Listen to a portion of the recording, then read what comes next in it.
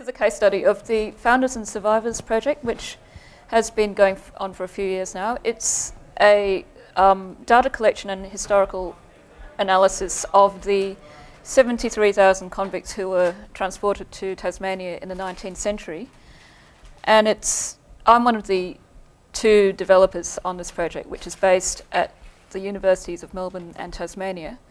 And I'm going to talk about some of the different technologies, including Drupal, that we've used in constructing our database and in reaching out to amateur historians, genealogists, others interested in Tasmanian history, and getting their contributions to our project as well. Founders and Survivors said it's 73,000 convicts transported to Van Diemen's Land between 1803 and 1853. And we've got access to a range of archival sources from the transportation and convict system and elsewhere. So it's quite, in terms of official sources for convicts' lives during before and while they were transported and while they were under sentence in Tasmania, we've got pretty comprehensive records on that. And we're interested in building on that with the kind of invisible histories that people like local historians and descendants of convicts have collected and remembered after that time. Some of the researchers' questions have to do with things like the health and environment, comparing especially the environment of, say, the London slums and the pretty, we could say, undeveloped environment of Tasmania in the 19th century.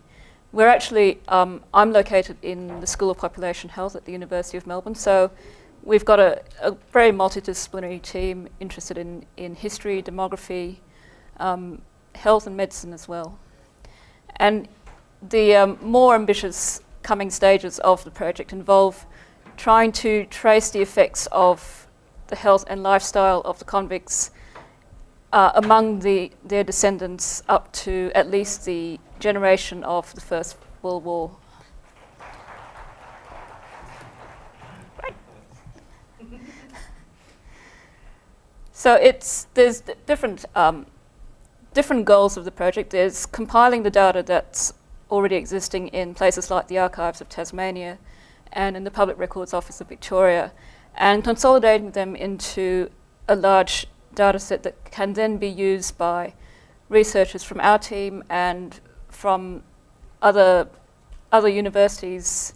We've got collaborators or interested people at universities like Monash and Flinders and also at Oxford and in some universities in North America.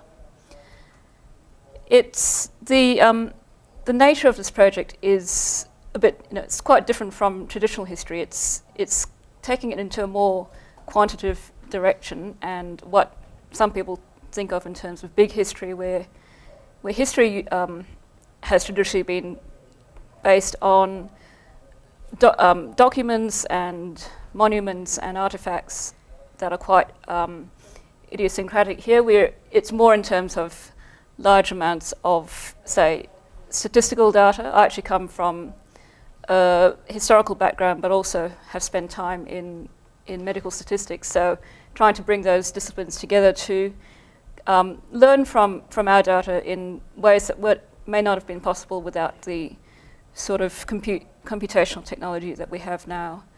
And as I've said, also combining the expertise of our academic staff with the wider community, with people who are just tracing their family histories just out of interest and have different questions and different sources from the academics.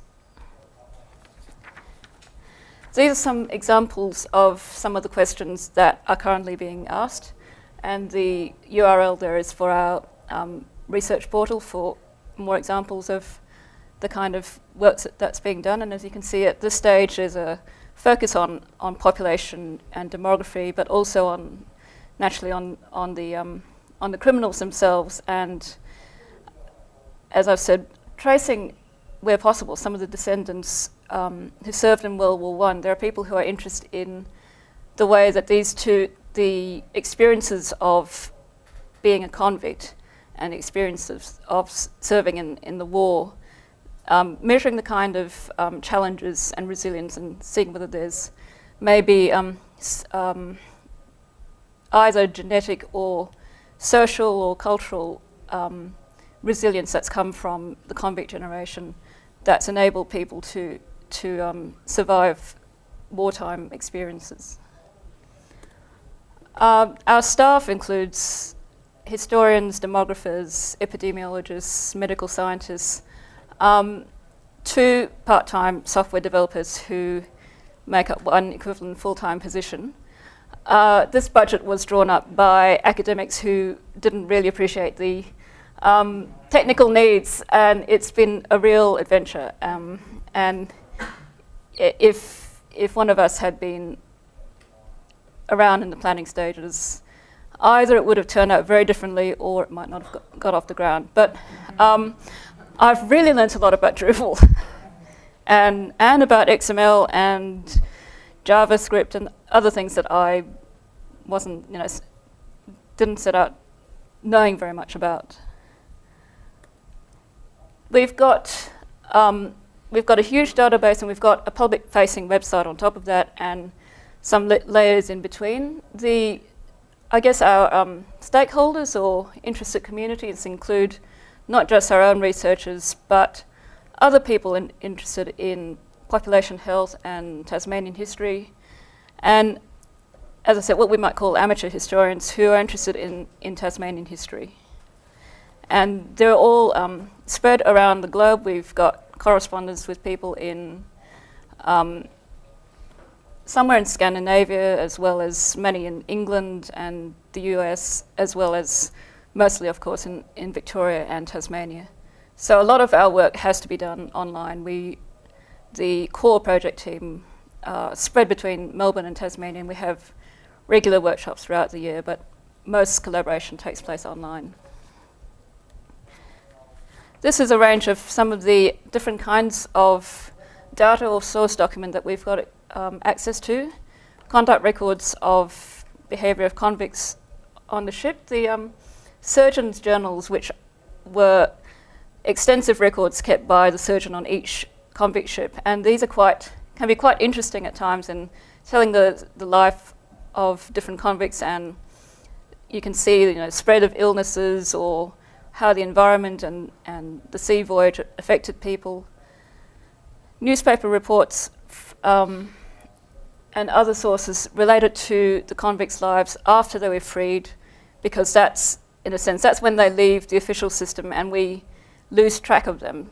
And so it becomes, we're not able to follow them up in such a systematic way. So things like newspaper reports, obituaries, records of births, deaths and marriages, parish records also from the UK to learn more about the lives of convicts before they came to Tasmania.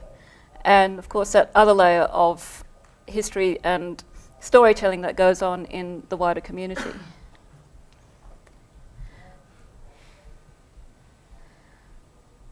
So our project began before the web aspect of it began, with people taking digitized images of some of the archival documents in the archives of Tasmania, the sort of official level of documents.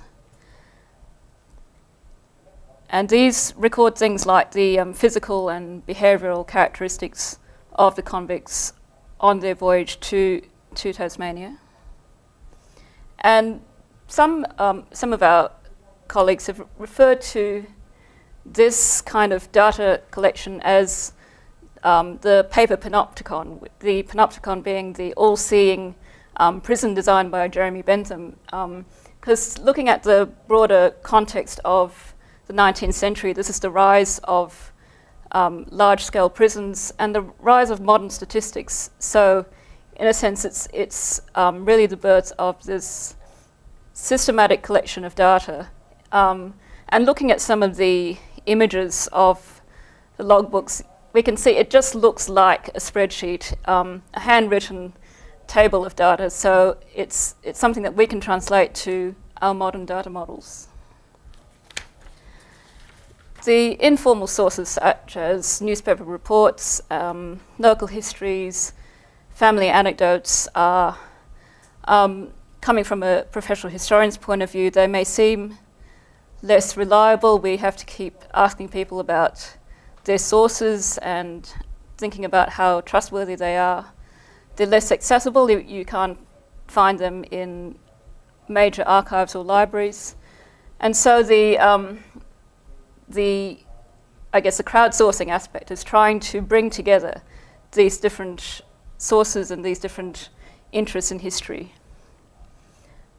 Since we've been up and running for about 3 years, we've attracted interest from a range of volunteers. Of course, the genealogists and historians, librarians, retired programmers and engineers who have an interest in their own history, and they've been able to provide insight and having some of the technical expertise that we need as well, which can be there's quite a diversity of technical backgrounds among the family history community. And there's a number of ways that people can contribute. Some of the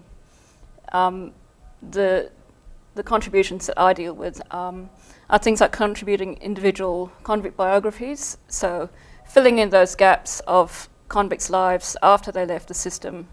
And also we've last year begun a new stage of trying to trace these histories more systematically by allocating some of our volunteers to a specific ship, and they try and gather as much information as they can about every convict on that ship, which may range from 100 to 300. So that's after a few years of seeing how some of our volunteers have been interacting with us. We've been able to identify people who have certain expertise and reliability and are able to give them more responsible and more wide-ranging jobs.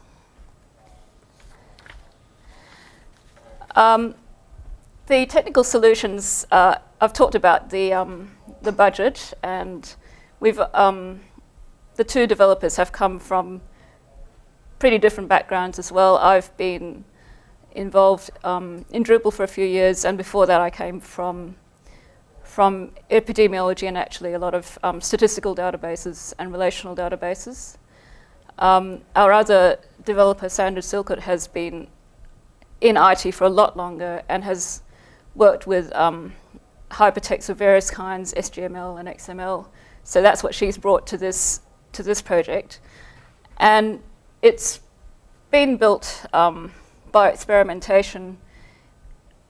We haven't really seen any other project of this kind and scale before.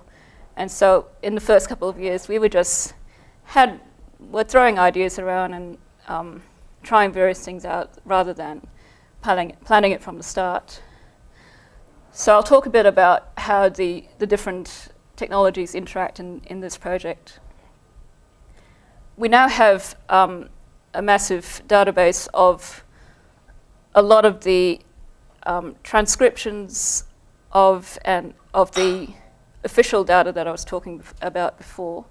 And because there's different kinds of data being collected, different sources relating to the same person, I was starting off thinking that might be a sort of relational solution, but scale was an issue for over 70,000 convicts. And what Sandra's come up with is an XML-based solution, which the format of the XML file is based on the text encoding initiative, which actually began in as a more of a literary solution, as a way of marking up literary documents. But some of it's been, we've been able to adapt it to historical and biographical applications.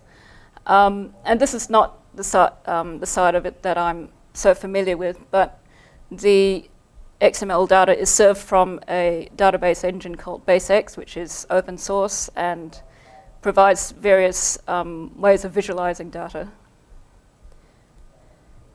At the same time that Sandra was trying out these XML solutions, I was experimenting with Drupal, and I had this dream that we could represent everything in Drupal. We could have a node with related forms and fields, displaying every aspect of a convict's life and relating it to their sisters and parents and what have you. As I said, scale was a big problem.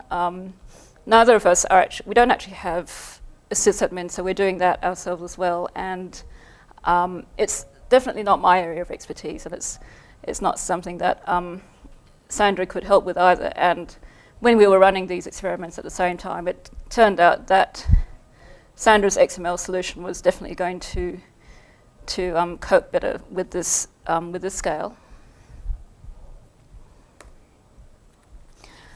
So I'll talk a bit about some of the ways that we get data into and out of our system. We've got some of the tabular data has been transcribed or optically captured, and some of it's been taken by hand by various historians and archives and been collected in desktop applications, which is where a lot of historians are more familiar with. And what Sandra's developed a range of Perl scripts to take out all of that tabular data and incorporate it into the XML database and relating it to its particular convict. We also we've got some more textual narrative documents that will have to be transcribed manually and will need more human intervention, and we haven't got onto that solution yet. And we'll have to do some of that with a lot of the more informal documents as well.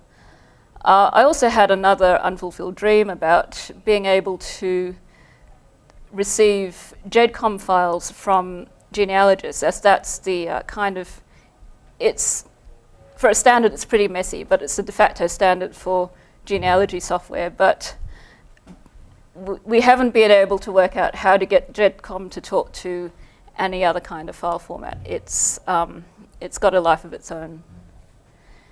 And the latest phase that we've entered with the ship-wide data capture involves collecting some data through Google spreadsheets as well, and I'll talk about why we went down that route instead of Drupal. We've got different permissions and staff access to the data and public access as well. So there's the project website, there's a public interface to some of our data, and then there's different XSLTs, style sheets, which serve more information to people who log in with a staff login. And what we call community contributed content, which is the biographies and other information that members of the wider community are contributing, come through Drupal and Google spreadsheets. And the community content is also incorporated into the XML database, just like the other spreadsheets and so on. So that's another range of Perl scripts which are run in a cron job. It's either daily or weekly, depending on the volume of data that we're getting, to pull it all into a consolidated timeline of an individual convict's life. And I'll talk a bit now in some more detail about the data capture side of things. We've got I'll walk through an example of a form that we use to capture data and link it to the XML records. So we're using the pre-populate module for that. So this is an example of the master database version of a convict's life, or up to his when he sailed. And you can see we've had to calculate his age based on other documentation probably from his trial or something in one of the ship's records. So most of this is what comes from archival sources about the voyage to Tasmania. And at the bottom, the top image is an extract from the bottom of the combined XML record, which has references to the archival sources for that convict, which are a bit obscure. Every abbreviation refers to a document, and there's and And it's something to do with the way the XML has been set up. It captures one of these record IDs and feeds that in. There's a button at the bottom of the record that says add extra information about this convict, and that button has a URL which has a record ID filled in, which is the C31, A31, and that's entered into a Drupal form using prepopulate. And that means that people can then, they have the record ID and they can add other information, such as we may have different variations on the name, so that's adding to what we've been able to find through the archival sources. And also a more exact date of birth. And we also asked where possible for people to provide sources of each piece of information. And the questions come up is, what if more than one person submits information on the same convict? They may be two cousins who know each other, or they may be two people who are descendants of the same convict but didn't know about each other yet. And everybody's going to have different information, which may agree or may not agree. So every public submission is checked by a member of staff in terms of reliability and the quality of the sources, and they're not incorporated into the full database until they've been signed off by a staff member, because we do get a lot of conjecture and a lot of unsourced material and a lot of material that could be offensive or libelous, so everything needs quality control.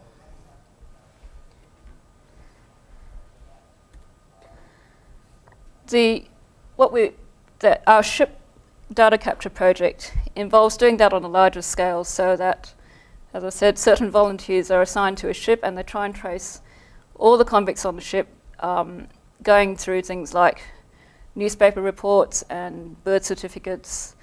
And a lot of this is available online, some of it for free, some of it for a cost. You actually have to pay, in Victoria you have to pay the, I think it's the Public Record Office, for an electronic extract of a birth certificate. So some of our budget is assigned to buying sources. Ancestry.com is another source. We've got a kind of love-hate relationship with Ancestry. They've got a lot of data, but they like to get a lot of data and sell it back to people, so we're trying to get value out of that without letting them scrape our data. So there's a lot of, that's a whole other story. And so we're now, as well as collecting data on the Drupal entry forms, we're also capturing some summary information which is related to specific research questions in Google spreadsheets. And this is these spreadsheets are pre-populated using the Google Docs API in Perl, so it grabs some of the identifying information from our XML files and adds that to a Google spreadsheet, and then we give those to the specific volunteers to fill out the extra information. So here's an example of a list from a specific ship, and we've got our version of their names. The first URL links to the XML database. They're just way too long, but we've got two URLs, one for the XML version, and then people will fill in a form in Drupal with the additional biography and then put in the additional URL in the second column.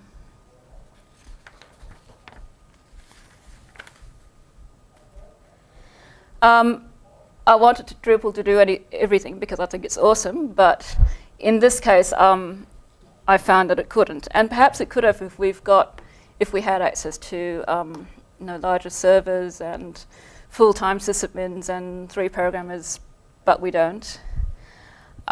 There's a problem of scale that 2 developers started on the project at the same time and were experimenting in our own ways, and in terms of the technology and the expertise, XML seemed to be the more suitable solution, and that was 2 years ago when we had even less data than we do now. So I don't think we could do this in Drupal on the machines that we've got.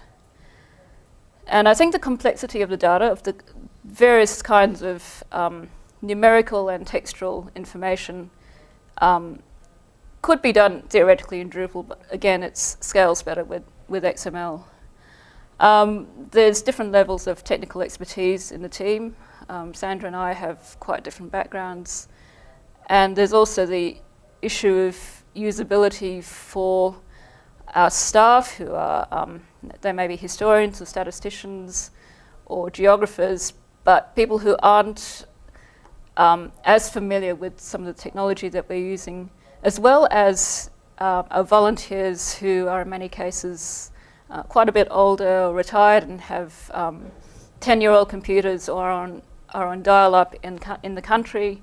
They may have difficulty just navigating a web form. So that's why we've tailored, for different purposes, we've tailored different forms, and we've used spreadsheets in the case where we think it's not, it doesn't need to look good, we just need to make it easy for people to capture the data. So we've used spreadsheets with validation controls, which, you know, in some cases takes far less mouse clicks for me to set up than setting up rules in a CCK form and then constructing a view. So in terms of the sort of some of the sub-projects, there was just less time to set up by using spreadsheets. So where Drupal is now appropriate is it's part of the public front end to the project. So it's more than just an about the project site. We've got an interface to the XML database which links to the interface to the Drupal, to the nodes in Drupal. We've got forms to capture data, and we've also got volunteer accounts and forums, and there's sometimes activity on the forums related to specific projects. We've got kind of local community groups, so people in Ballarat will say, you know, we're all interested, let's meet up, and sometimes they'll get one of our academics to go along and talk to them. So, and that's been a way for people who are interested in the project to find like-minded interests. And for some people, they're actually just interested in their own family, and they may come to this project thinking they may ask us things like, can you help me find my convict ancestor, which is not our question, but we're able to try and link them up with other people in the area who may have that expertise. But other people have liked the idea of coming in with some of their historical knowledge and their family history, and being able to add that to a larger project that's trying to trace the entire history of all of the convicts. So they like feeling like they're part of something larger. One of my misgivings about using Google spreadsheets is that it's a system that a company has set up, and we're kind of relying on them to keep maintaining it in a way that suits us. Whereas BaseX and Drupal live on our own servers, which are hosted in our building, and we have our own IT staff who can help with that sometimes. So if we'd had more time, we might have set up our own hosted spreadsheet solution instead of using Google, but we're always running up against time constraints.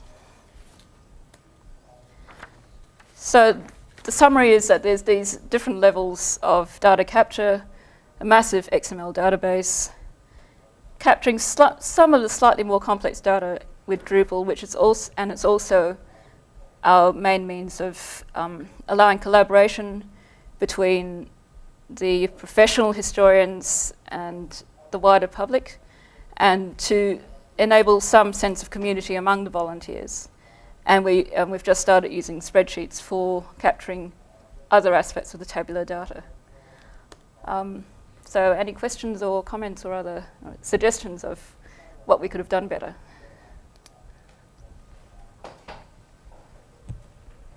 Yes. I was just wondering, is on?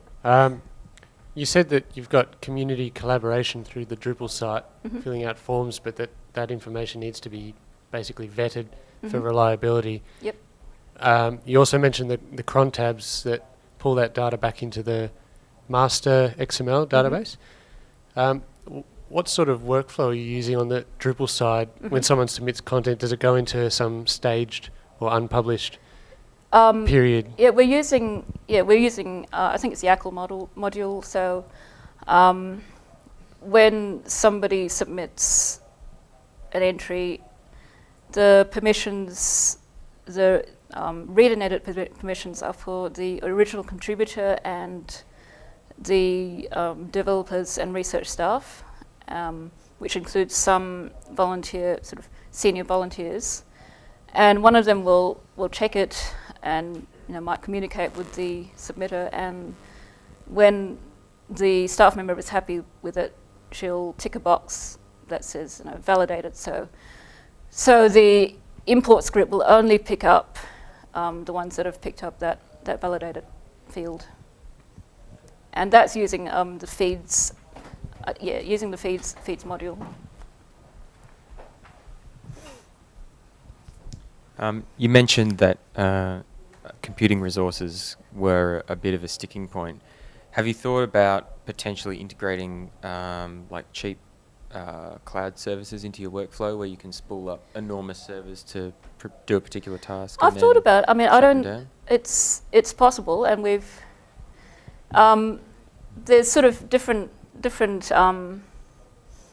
experiments and different conversations happening at the same time, because there's people in this is a growing sort of area called digital humanities, and which is only becoming recognised in Australia about now, and there's various conversations at different universities about collaborating on infrastructure, but that may be a few years off. So it's a case of trying to plan for the future, but also looking for solutions now.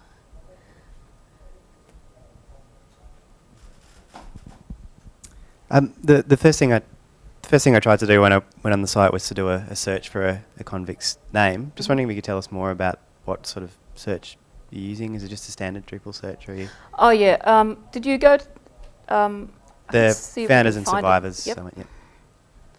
Let's see if we can. Yeah, this is. I mean.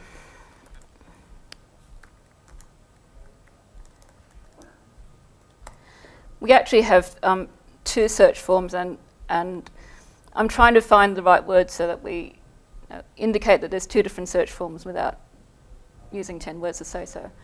Can't connect either. So there's actually, and I really need to work on the tooltips or something. There's one link which will take you to, which ends in pub search, which is not a great URL. That was the one I used. Yeah, yep. So that's a query into the BaseX database. And the other one is to search the Drupal site, which can bring you, it's just a standard Drupal search, so it might be project information, or it might be some of the community content that's been flagged as available to the public, because we've got a consent form as well that says, do you make this available to the public or only to research staff? Yeah, so that's using the standard search module. We've talked about going to, into Solr perhaps, but haven't got onto that yet. I was going to say, it seems like it'd be a really good case for Solr. It is, with yeah. faceting especially. Yeah, for the kind it's of data just, that you've got. if we had 4 staff, that might happen earlier. Yep.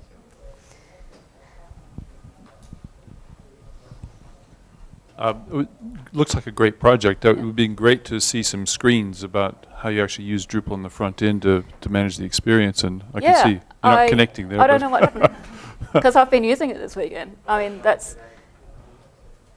Oh, so it is today? It's just... Yeah. Yeah.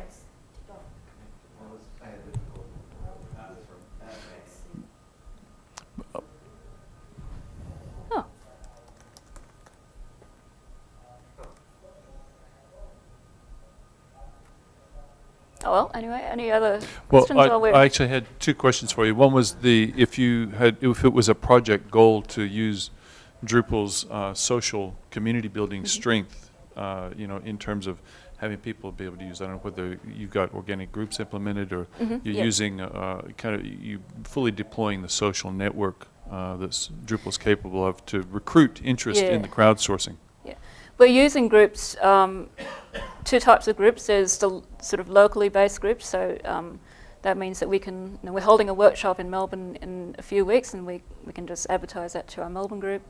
And also a few groups related to specific projects like the ships, or people who are interested in a specific political movement that generated a lot of political prisoners at one time, called the Swing Rioters.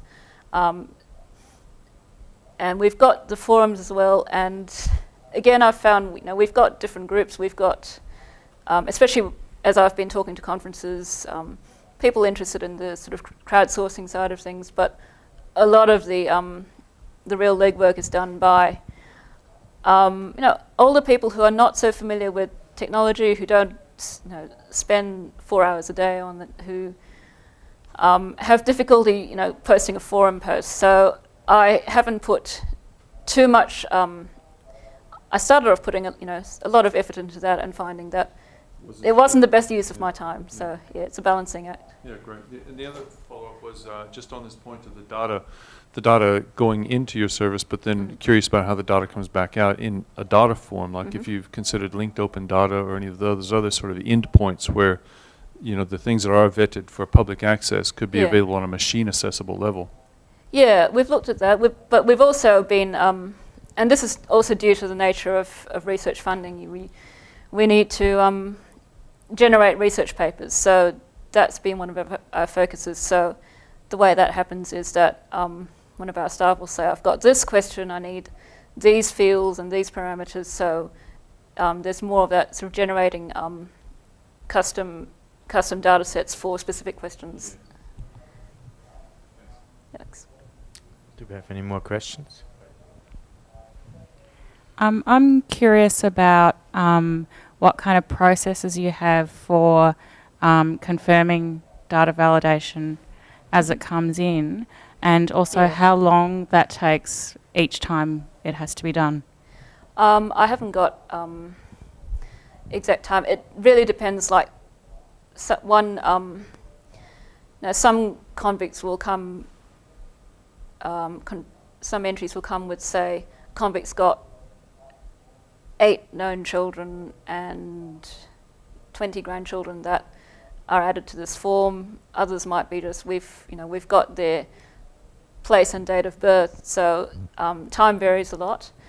I'm not involved in the actual validation process. That's more of our historical team who know they'll have their instinct. They know what's realistic and what's not, and then there'll be different levels of checking and if people are providing pretty good citations of sources, that helps a lot. So it just depends on the quality of what comes in, and we've got some graduate students as well helping with that.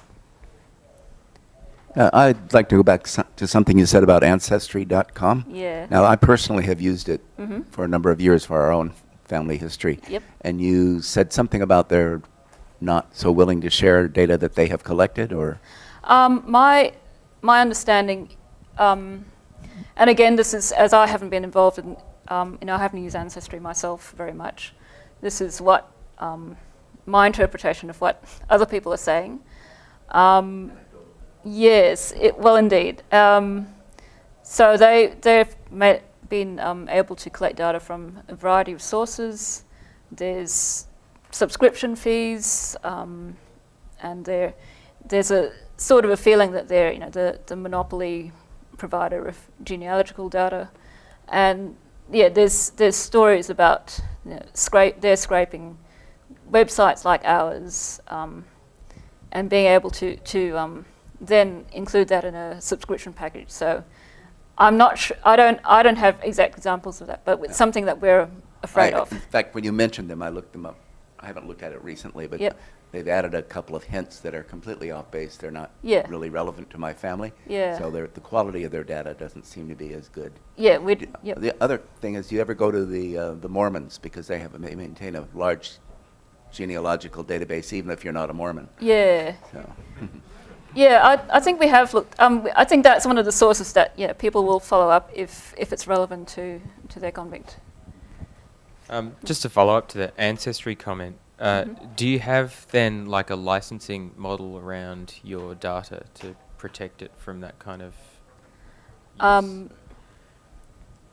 Like you have to make it available for free if you take it? We've got funding from the federal government, and there are certain specifications about that. So we haven't published that phase of it yet, but it does specify open source software licenses and open content licenses. So I think we're using GPL for the Perl processing scripts, and I think we've been thinking about some sort of Creative Commons license for the data, for the public data. Do we have any more questions? Yep. Sorry, just a question about when they submit data on the Drupal side, so the actual crowdsourced data. How is that? What's the identifier, I guess, of that not being able to look at the site? So to make sure that the person that they're submitting it about is the same one, and so Okay, so we've got the. Because that then goes back to the XML, doesn't it? And So each of those references is a different document, and each has its own unique ID. Another program that I actually didn't talk about is... But how does the user, how does the end user know, We've got another system that's developed in Tasmania called LKT, which is actually just a way of storing links between the different sources so that we know that all of those links point to the same person. And then we pre-fill one of those links, and it's complicated how we pick up that link, but that gets put into the Drupal form. So, and in the process getting back from Drupal into XML, we're also using the Drupal node ID to identify that public submission. So that node ID gets copied into the submission form, and yes, and that gives it the identifier. That's the underlying ID. Yep.